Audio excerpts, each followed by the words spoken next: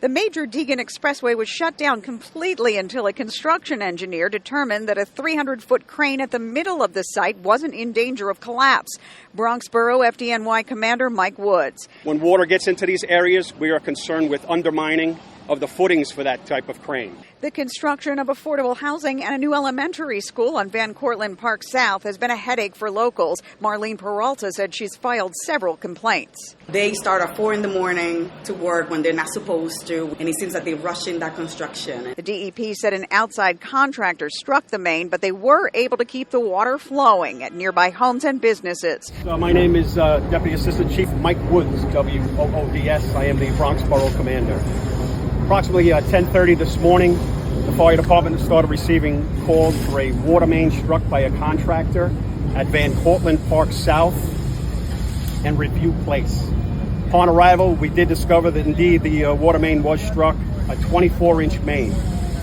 We immediately dispatched our units into the neighboring buildings and construction site.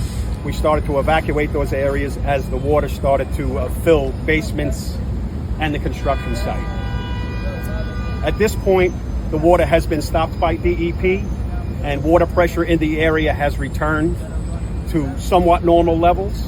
We are no longer concerned with water pressure issues in the area.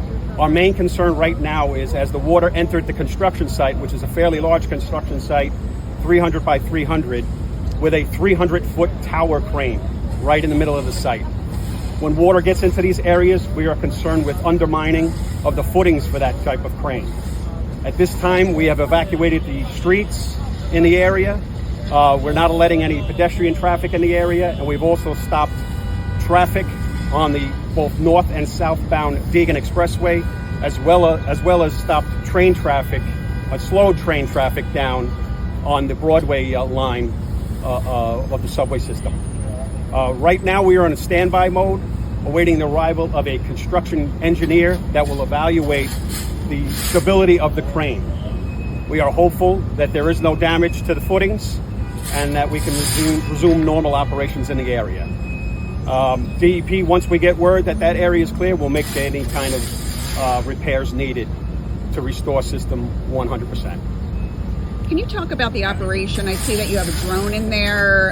Is that the only way you can look right now? And what information does that give you? Yes. Since the height of the incident, the water has receded quite a bit.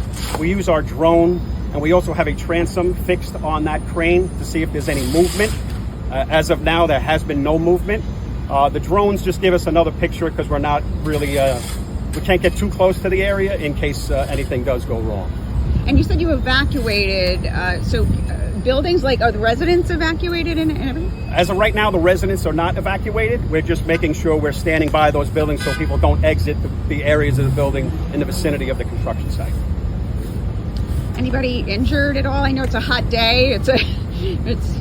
Yes, there are no current injuries, but we do keep our medical branch resources on standby just in case, if any of the area residents need assistance, and also our personnel who have been out here for over 3 hours now. Marla Diamond, 1010 wins on 92.3 FM in Riverdale, the Bronx.